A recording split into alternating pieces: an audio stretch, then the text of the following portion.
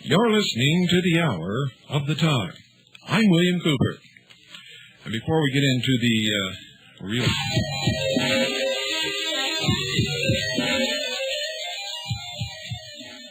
Boy, that took me by surprise. I don't know about you.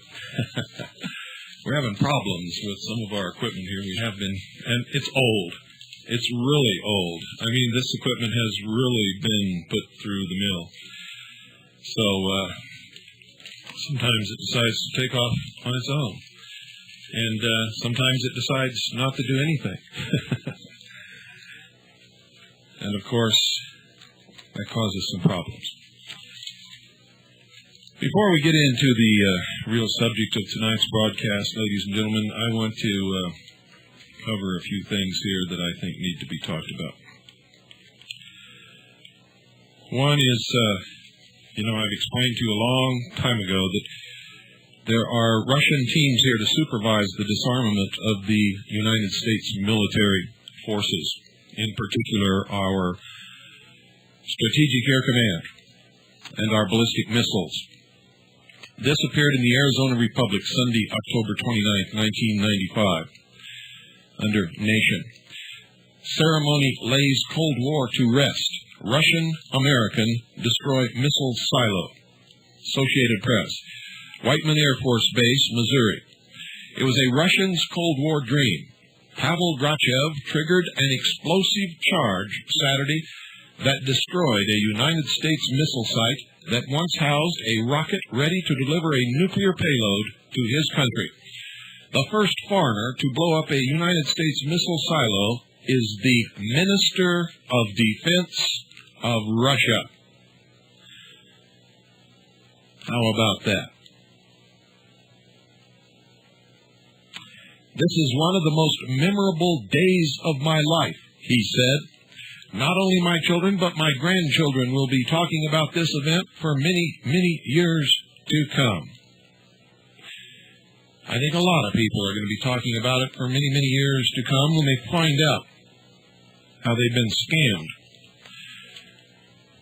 Ladies and gentlemen, lied to, deceived, manipulated, bullshitted, whatever you want to call it. It's not good for us. And this next one is kind of hard for me to do, because this gentleman has been a contributor at times, but this time he's just gone too far. He's supposed to be one of us, but just about regularly on clockwork, once a week, I get a letter from this gentleman berating me for things that I never did and never said. It's apparent that he's got a screw loose, and I hate to have to do this, but I am. I'm going to read this letter on the air. It says, Bill, well, your loving efforts of hate have borne fruit. Enclosed, please find a copy of a newsletter. I ceremonial burned the original, where the concept is presented that homosexuals were responsible for the destruction of all the past great civilizations and are implicated as the most powerful force behind the New World Order. Now tell me, is this the truth? Do you see what you have perpetrated? Are you proud? I thought it was not possible for such a small minority, such as the 3.8% of Jews in America, to gain control over the rest of the society. I thought that if they were to do this, then they would inevitably be regarded as smarter, and perhaps by that argument superior to the rest of society. I guess we can expect more gay bashings and lynchings in the future. Fortunately, the New World Order is further along in its presentations of the inequities of the fundamentalist religions than those religions are on the rebound, grabbing on hypocritically to the tails of the freedom movement as they are, and dragging it to a slow ideological halt. Now, I'm not going to read his name on the air simply because he has made contributions in the past, but he's gone off the deep end. He somehow is attributing to me what somebody else said about homosexuals. And ladies and gentlemen, you've never heard me say anything in my life against homosexuals, except that I don't want them to try to put their homosexuality over on me or my children. That's all. I believe in liberty. I don't care what homosexuals do in the privacy of their bedroom together with consenting adults. That doesn't bother me at all. If they're doing it with children, that would bother me. But so would a heterosexual doing something with children bother me. You understand what I'm saying? But every week, this guy writes me a letter attributing to me something that I never said and never did. He is a member of the intelligence service in Kaji, and as of this moment, his membership is terminated. Because I think he's got a screw loose, and we can't have people with screw loose running around in our organization. I thank him for the contributions that he has made, but in the future he'll have to make his contributions elsewhere. I don't care what his personal beliefs are. I never have. But I do care when somebody demonstrates a lack of intelligence, and when they pretend to be on our side and can't even understand what it is that we're saying. So, please, sir, take your ravings elsewhere. I don't want to deal with them anymore. I have conveniently ignored them in the interest of liberty and giving you your opportunity to be whoever the world you want to be. But when you make that kind of attack upon me, when I've never said any such thing or done any such thing and don't ever contemplate doing any such thing, and if I were to read all of your letters on the air, I've got to tell you, somebody would be at your doorstep with a straitjacket tomorrow morning, if I were to give them your name and address, which I won't, so don't worry about it. Folks, this is going to be an interesting trip into the mind of the mysteries. So stay tuned, and make sure you got pen and paper handy as we continue with our excursion into the conflict between Freemasonry and Christianity.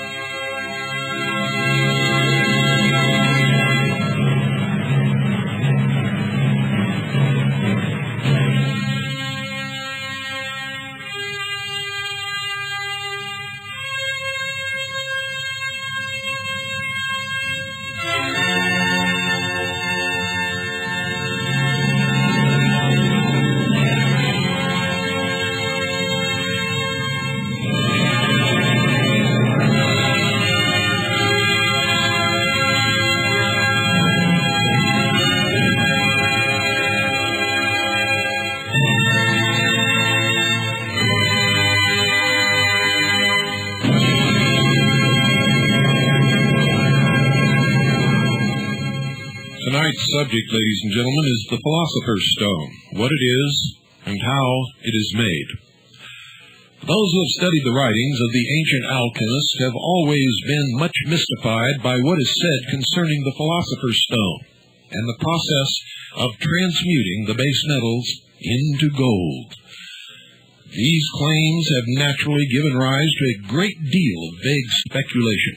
From time to time, students have asked for a direct statement concerning this subject of paramount importance, and as we are standing upon the threshold of a new age, where this precious jewel, with all of its power, will be evolved and possessed by a considerable number of people, we feel that it is important to divest the subject of all the mystery that surrounds it and speak in plain terms concerning the matter. Then, all who really wish to take the trouble involved for it involves arduous labor, nothing worth having ever gained without cost, may know how to make for themselves this great gem. We are taught that in the beginning, God created heaven and earth, the whole universe, in fact, and we understand that this great creative force expresses itself either as will or imagination.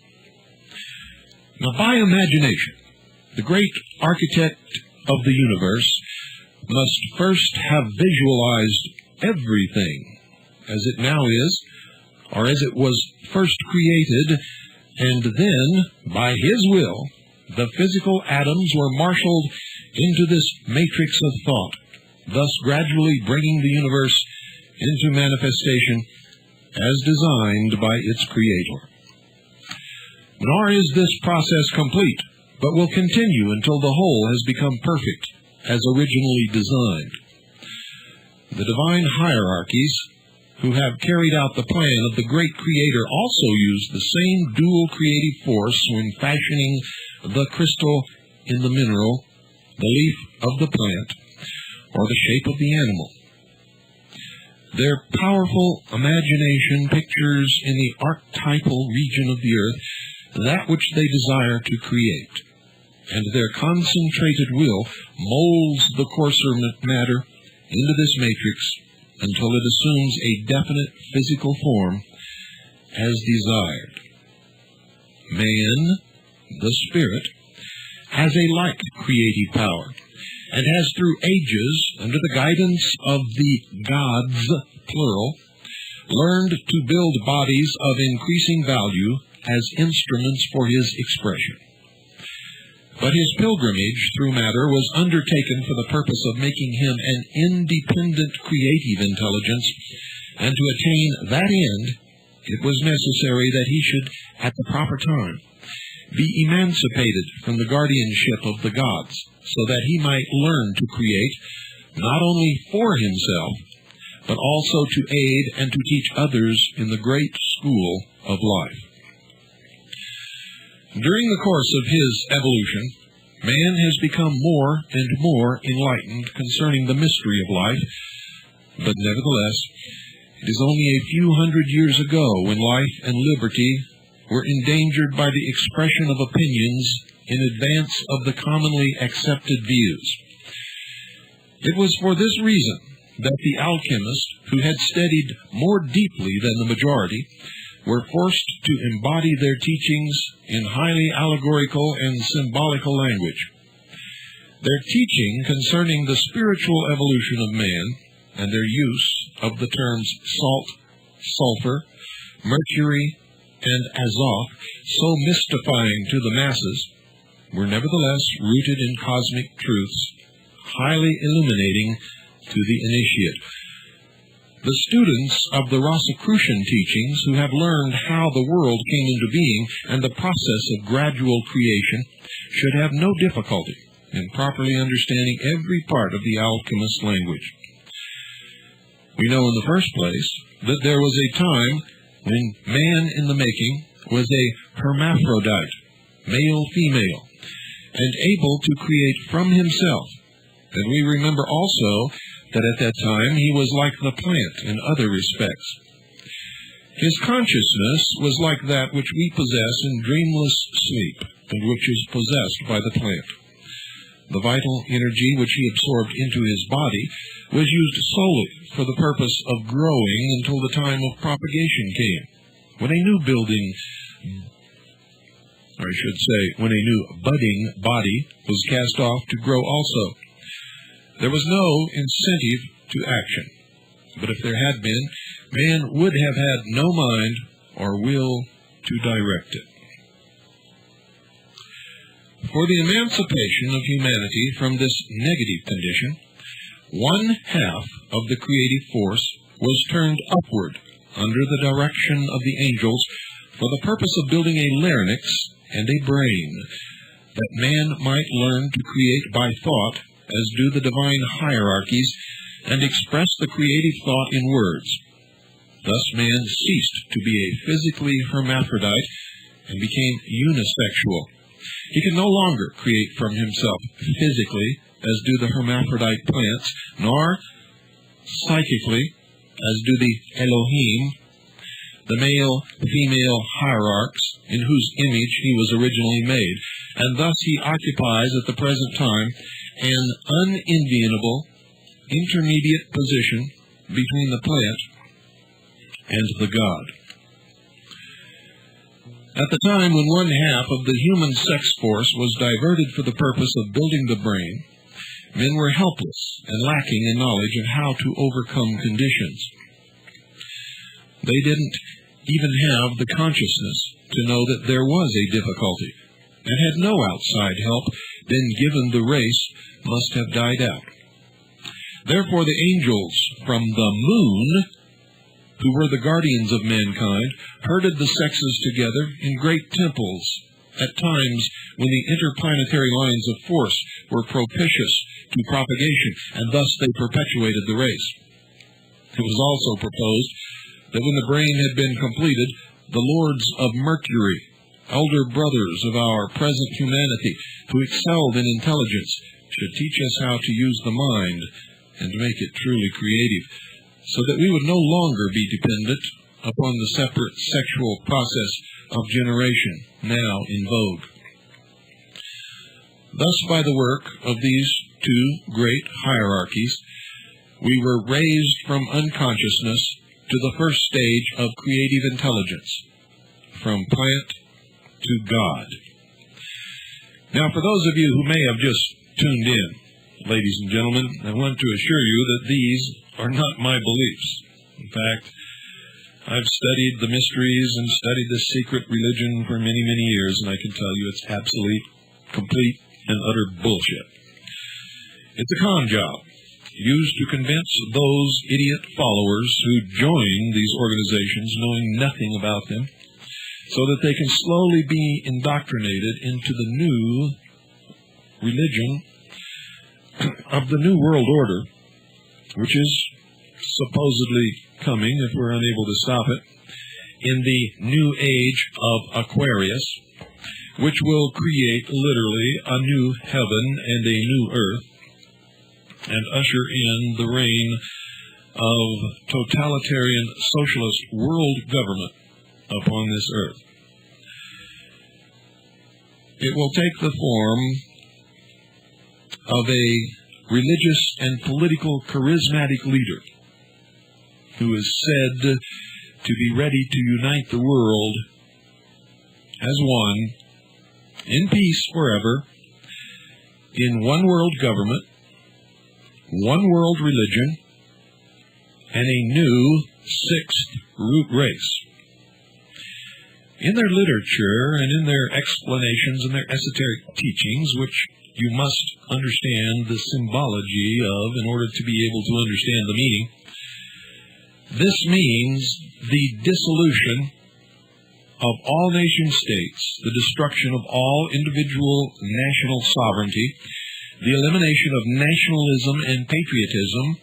In fact, these ideals or ideas will be called a psychotic mental illness. People who believe in that way, according to those who are bringing about this new world, will be exterminated. It means the elimination, the destruction of all of the world's religions, or the combining of those religions into one. which will be the secular humanist religion, the profundity, if you will. I don't even know if that's a word, but it sounds good. That man himself is God. You see, they believe in the Luciferian philosophy, and they believe it as a metaphor. Those of you who are teaching that these people believe that there is a devil and they worship this devil, you don't know what you're talking about. These people don't believe in the God. They don't believe in the devil. They don't believe in Jehovah. They don't believe in Satan. They don't believe in any of that stuff. These tales to them are metaphors which explain the evolution of man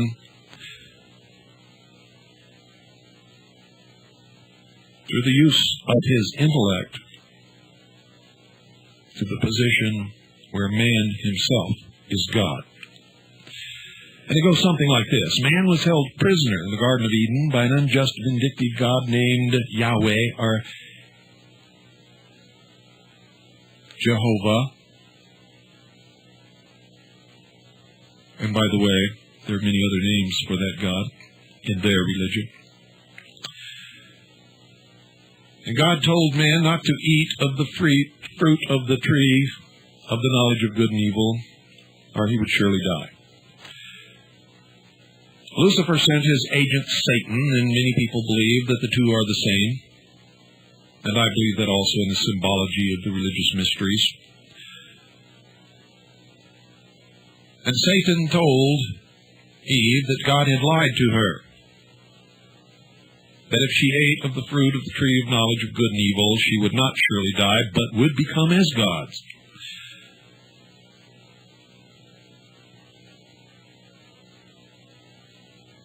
And that man was being held back from his true destiny by this jealous, vindictive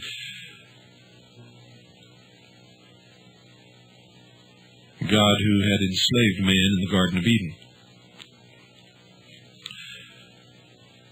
So, the apple, which represents the fruit of the tree of the knowledge of good and evil, is really representative of the gift of intellect, which in the mysteries is what they believe Satan, our Prometheus, who brought man the gift of fire, really gave to mankind. And through the use of that intellect, man himself will evolve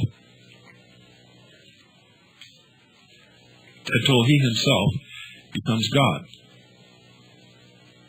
And they believe that this gift was in particular given to the white races, or race, I should say,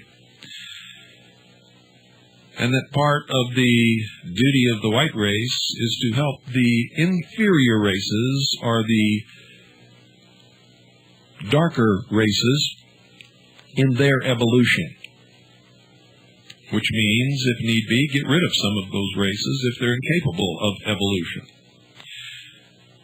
And in particular in their writings, it is the black and Hispanic races, which they call the useless eaters. They have a particular hatred for Orthodox Jews, the followers of the Prophet Muhammad, and fundamentalist Christians. Doesn't matter what you call yourself, doesn't matter what denomination, doesn't matter what dogma you believe in. All scheduled for elimination.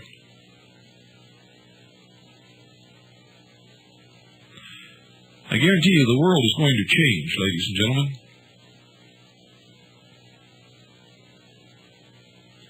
Those who do not participate in the changing of it will be the inheritors of whatever the changers bring about for them. So it makes no difference whether you believe in what you're hearing tonight, which, by the way, is being read verbatim from a book written by the highest priests of the mysteries, revealing the truths that are hidden behind the veil of the lodge without windows. And it was meant for those who are the initiates only. and of the highest degrees. Those in the lower levels are incapable of understanding this, just as new listeners tuning in tonight haven't got the slightest idea what we're talking about.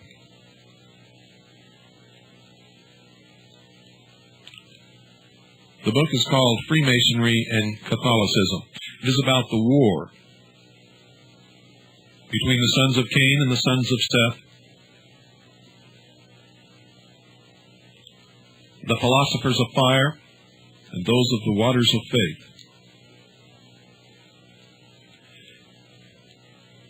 You can laugh at it if you want. If you're an atheist, you can say it means nothing if you wish. If you're a Christian, you can turn off your radio and refuse to hear it. If you are one of the philosophers of fire, you can become angry because your secrets are being revealed on the radio. But let me tell you this, do not discount its power or its meaning. For those who are bringing about the new world order, the new heaven and the new earth, believe it. They are in power. They are in control. And if they believe it, it doesn't make any difference whether you believe it or not, whether you think it's funny or serious. It will affect you. And that is the most important thing. You cannot venture upon a field of battle if you know nothing about your enemy, about his culture, about his beliefs, about his religions, about his battle tactics, about the weapons that the enemy uses. You see, these people fully intend to enslave the human population of the earth and keep them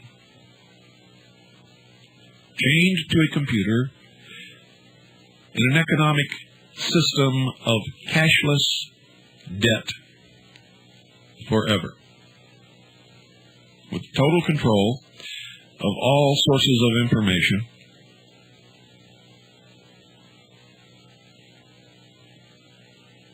and the elimination of anyone who dares to speak a philosophy that is not accepted by this new philosophy, which, by the way, isn't new at all. It's ancient. You can trace it all the way back to Babylon. So, let me continue with this after a very, I hope, short break, ladies and gentlemen.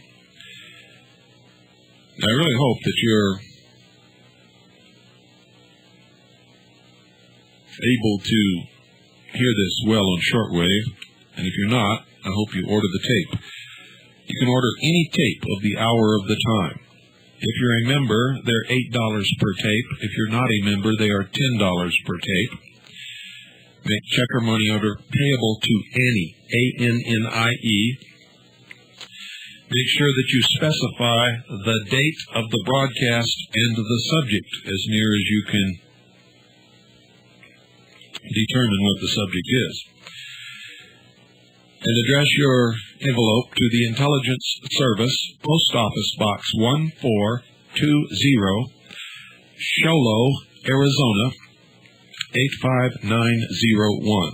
That's P.O. Box 1420, Sholo, spelled exactly as it sounds, Arizona, 85901.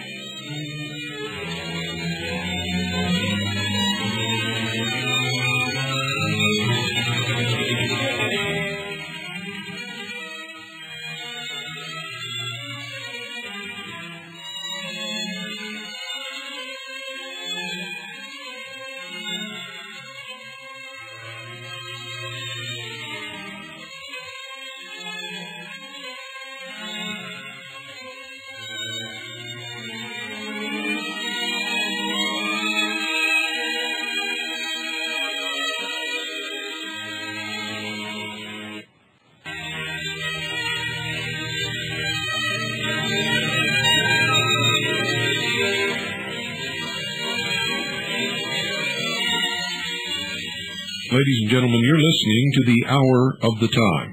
I'm William Cooper. We're brought to you on WWCR Worldwide Shortwave Radio, 5.065 megahertz, and on Galaxy 6, which on most of your satellite receivers will be satellite G2, transponder 14, 7.56 audio. You would not be listening to this broadcast were it not for Craig Smith and Swiss America Trading. Craig is a deeply religious Christian man who has been aware that something is deeply, deeply wrong with this country for many years. He has faithfully supported and sponsored Patriot broadcasts over the last at least 5 years that I'm aware of. Craig has gambled that his firm would be able to help those in need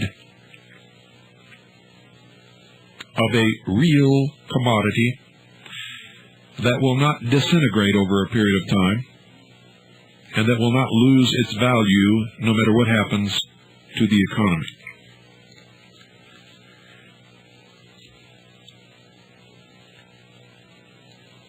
By sponsoring broadcasts such as this,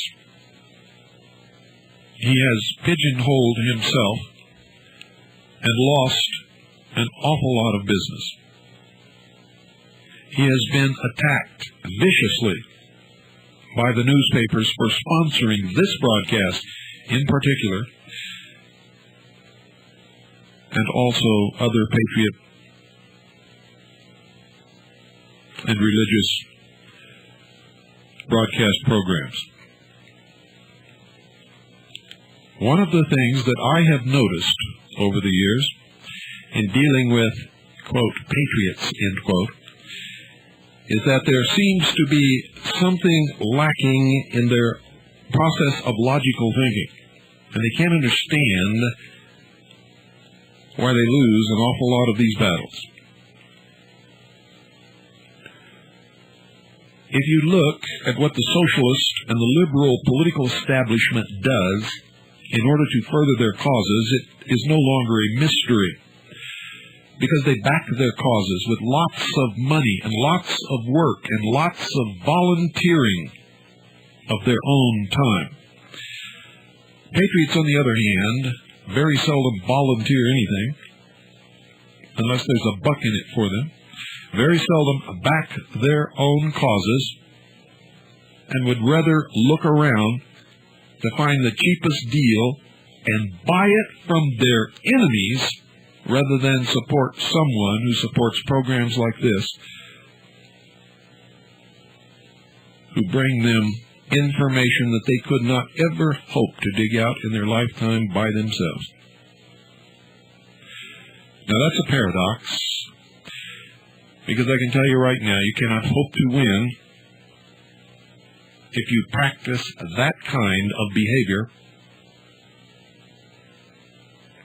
Yet just about all of these people that I converse with tell me that they expect to win, mainly because, quote, the good book tells them what the outcome is going to be, end quote. And I'm telling you right now, that kind of thinking will get you buried and will ensure that you lose the battle. I don't care what you believe. That's the truth. Now, I'm going to give you a phone number, and I'm going to tell you right now, if you appreciate the information that is brought to you by this broadcast in particular and the others that are sponsored by Swiss America Trading, you had better support Swiss America Trading, which means if you're in the market for gold and silver or platinum or any precious metal in any of its various forms, for whatever reason you want these precious metals, whether it's to protect your assets, which is what I recommend,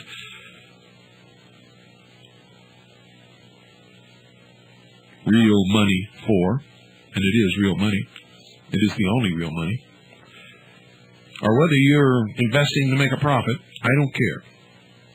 If you care about this country and you care about liberty and you care about this broadcast, you had better care about doing business with Swiss America Trading. I got a letter the other day from a guy who said he appreciates my program, really enjoys the information. He's a patriot, loves this country, and loves liberty, but when it comes to buying precious metals, he's going to go to the cheapest source. He doesn't care who's selling it, and he doesn't care what I think about it, and he's tired of telling me that he's doing wrong when he does that. Well, that's tough, because I'm never going to stop telling you that you're doing wrong when you do that, especially if you're buying it from the enemy. That really makes a lot of sense, bud. You got some big brain power there, and I'm just so proud of you. Call Swiss America Trading, 1-800-289-2646, or 1-800-BUY-COIN. There's about 1 million reasons why you should, other than what I just gave you, and if you listen to this program regularly, or have been regularly, then you know what those reasons are. If you haven't, and you keep listening regularly, you will soon find out. Ladies and gentlemen, there has to be a time in your life when you understand what the stakes are involved in this battle.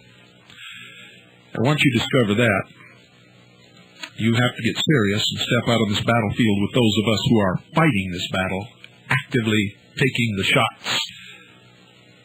For the rest of you, who for the most part sit on your couch and cheer us on,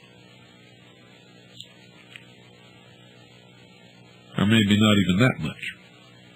1-800-289-2646. Time is running out. The timetable calls for a new world with the new millennium. And if you can count, that means you got 5 years, bozo. 1-800-289-2646. Do it now. You'll be glad you did. And while you're sitting there thinking about it, look around the room at the faces of your loved ones. And if you're one of those loved ones, ask the head of your household if they have taken the necessary steps to preserve what you have taken so many years to earn. And if the answer is no, then they must make this call. If they don't make the call, they don't love you. And that's the truth. 1-800-289-2646.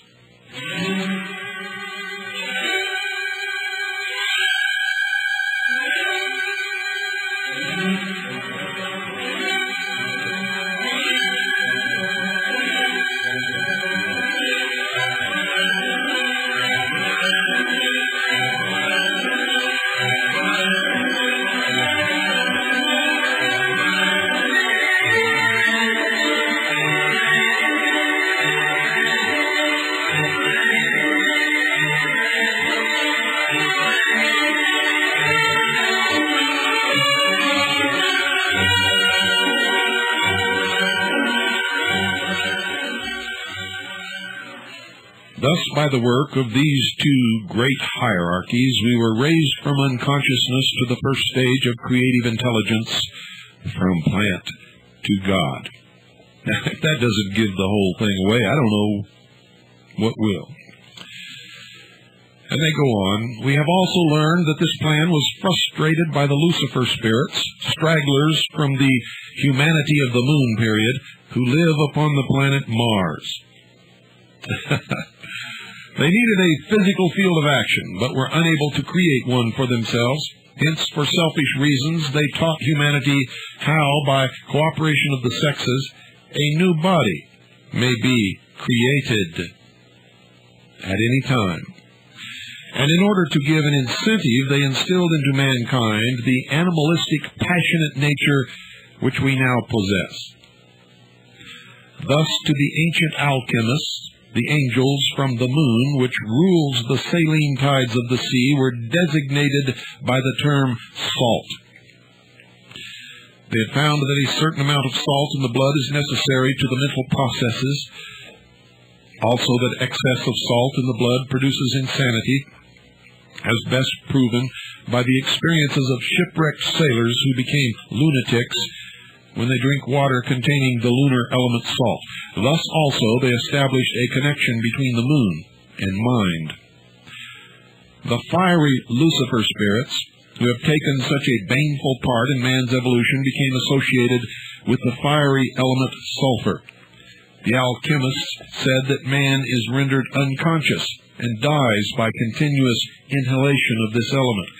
So man, the spirit, was rendered unconscious of and dead to the spiritual realms by the teachings which were instilled into him by the Lucifer spirits.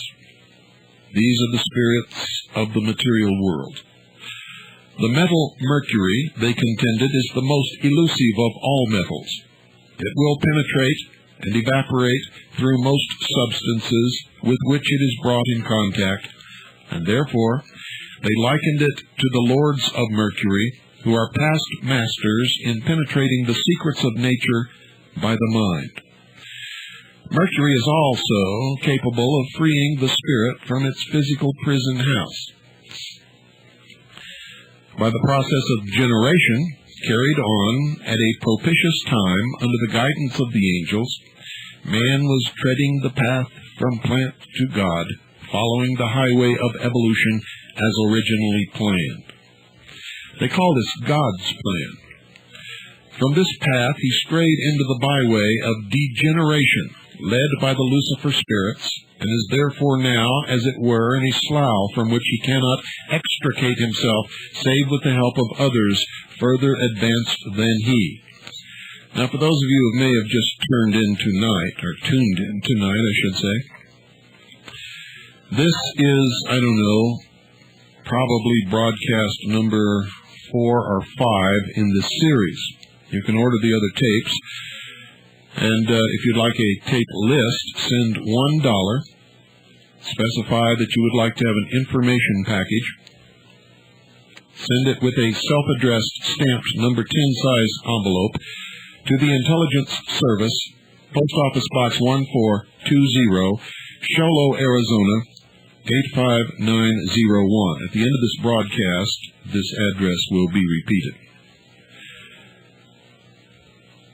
From this path he strayed into the byway of degeneration, led by the Lucifer spirits, and is therefore now, as it were, in a slough from which he cannot extricate himself, save with the help of others further advanced than he.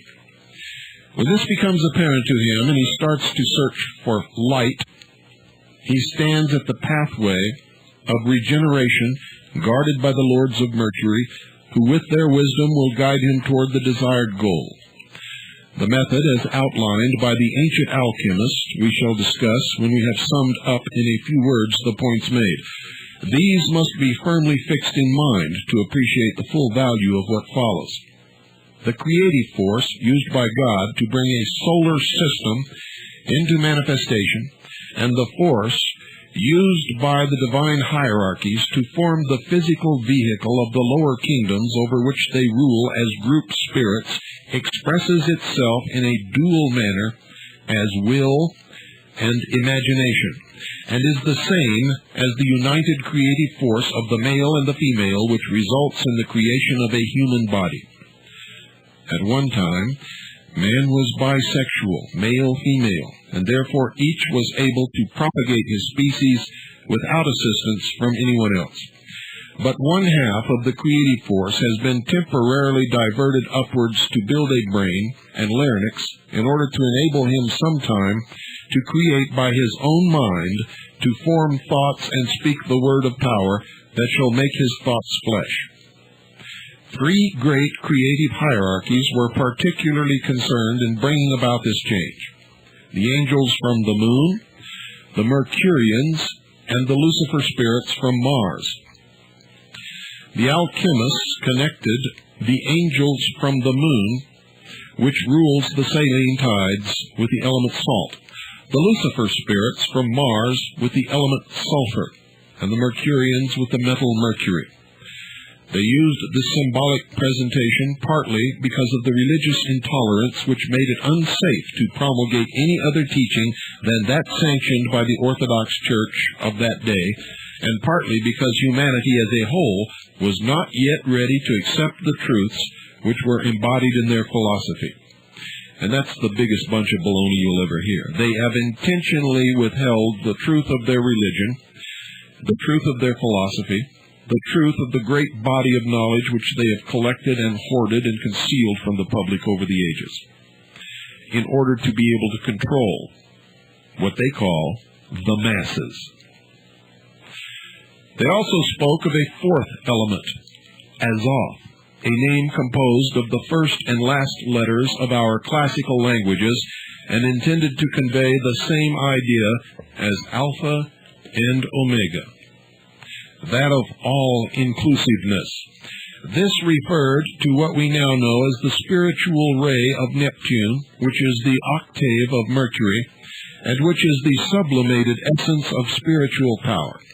The alchemists knew that the moral and physical nature of man had become gross and coarse on account of the passions inculcated by the Lucifer spirits, and that therefore a process of distillation and refinement was necessary to eliminate these characteristics and elevate man to the sublime heights where the splendor of the spirit is no longer obscured by the coarse coating which now hides it from view. They therefore regarded the body as a laboratory and spoke of the spiritual processes in chemical terms. They noted that these processes have their inception and their particular field of activity in the spinal cord that forms the link between the two creative organs, the brain, which is the field of operation for the intellectual Mercurians, and the genitals, which are the vantage ground for the sensuous and passionate Lucifer spirits. Now, this is the truth of alchemy, ladies and gentlemen. Not too long ago, on the Tom Valentine Show, Radio Free America, he had a man on there who was trying to tell you that he had actually discovered the secret of the alchemists and could turn lead into gold. He was lying, and Tom Valentine knew it. And it's one of the ways that you're kept spinning around in little circles, little eddies beside the river, while the main stream passes you by.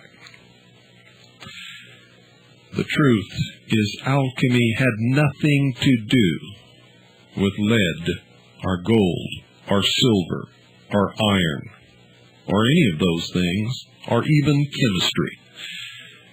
It was a hidden and esoteric and occult language which hid the true belief, philosophy, religion, if you will,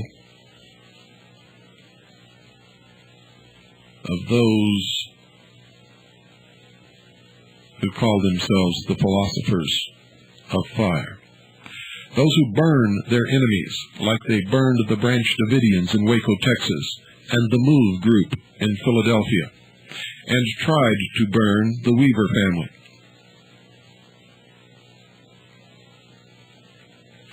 This tripartite spinal cord was to the alchemists the crucible of consciousness. They knew that in the sympathetic section of the cord, which governs the functions that have to do particularly with the upkeep and welfare of the body, the lunar angels were specially active, and this segment was therefore designated as the element salt.